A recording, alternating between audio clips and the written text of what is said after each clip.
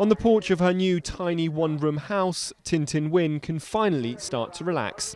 Life for her and her children and grandchildren has been a struggle in Myanmar's commercial capital, Yangon.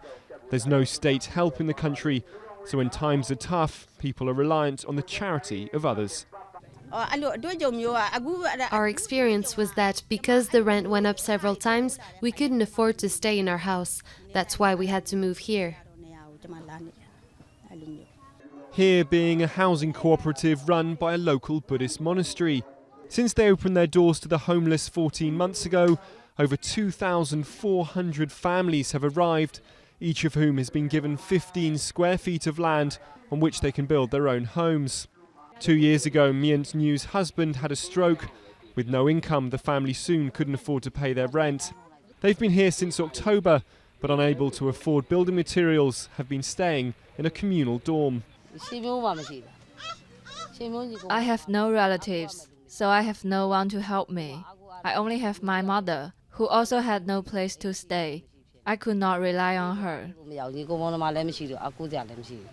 But the monastery has now run out of space and can no longer house any more families. They're trying to get more funding to buy more land, so those forced from their homes by rising property prices have somewhere to go.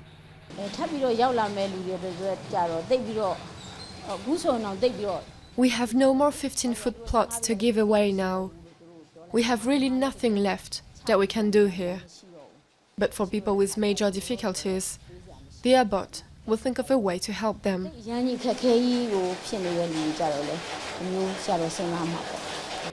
Yangon, the average rent for a small flat has gone up by 25% this year. Over the past 2 years, it has doubled and in some places tripled. As the country opens up to outside investment after years of being locked away, demand is outstripping supply. And although that's making landlords rich, it's the poorest who are suffering.